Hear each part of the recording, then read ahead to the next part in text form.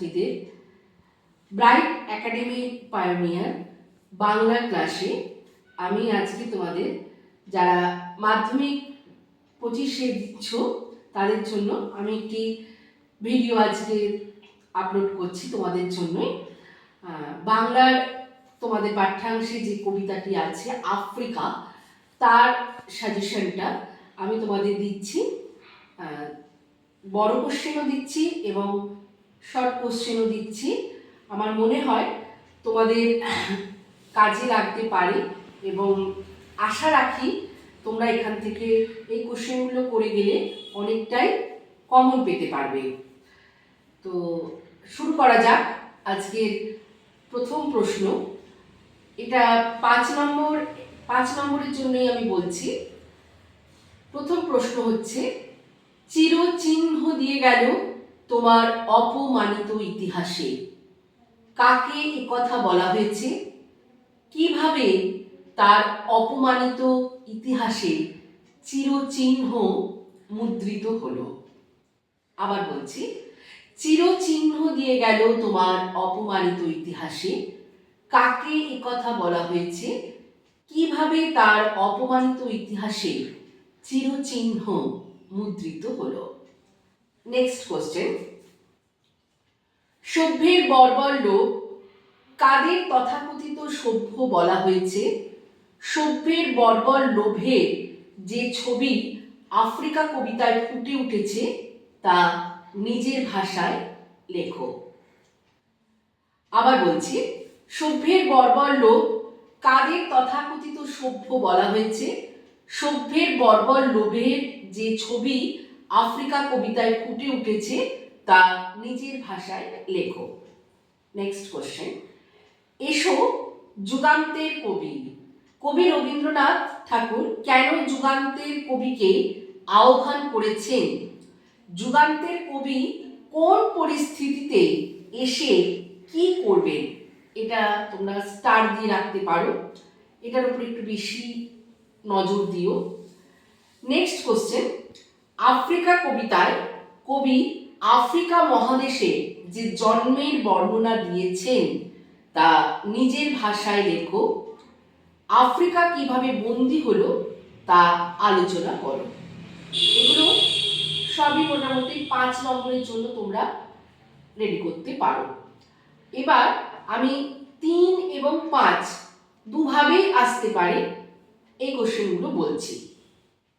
এলো মানুষ ধরার দল। মানুষ ধরার দল কোথায় এলো? তাদের মানুষ ধরার দল বলার কারণ কি? মানুষ ধরার দল এসে কি করেছিল? নেক্সট কোশ্চেন, হায় ছায়াবৃতা। ছায়াবৃতা বলার কারণ কি?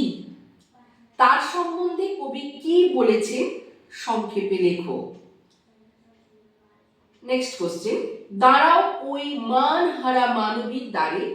কাকে দাঁড়াতে বলা হয়েছে? মানহারা মানবীর সম্বোধনের কারণ কি?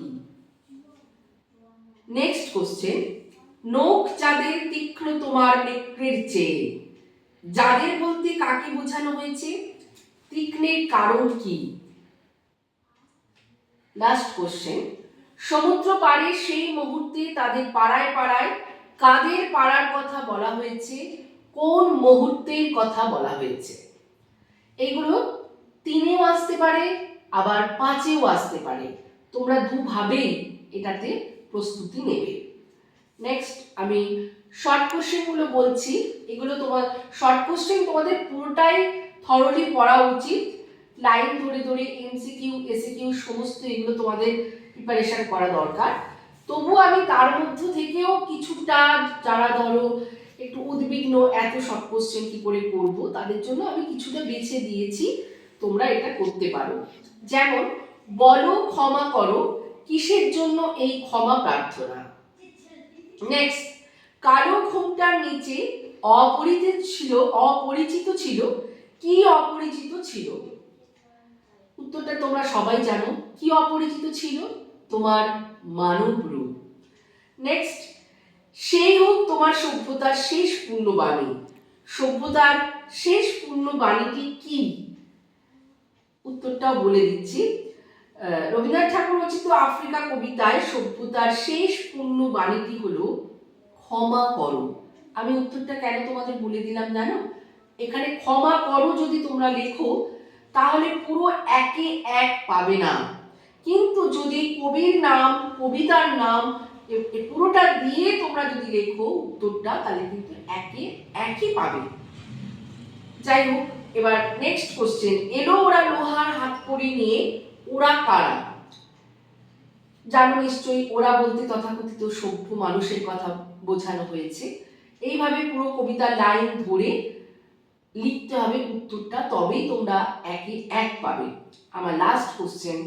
আদিম যুগে স্রষ্টার কার প্রতি অসন্তোষ ছিল? আর একটা কোশ্চেন বলে দিচ্ছি। বিদ্রুপ করছিলে ভীষণকে, কিভাবে বিদ্রুপ করছিল?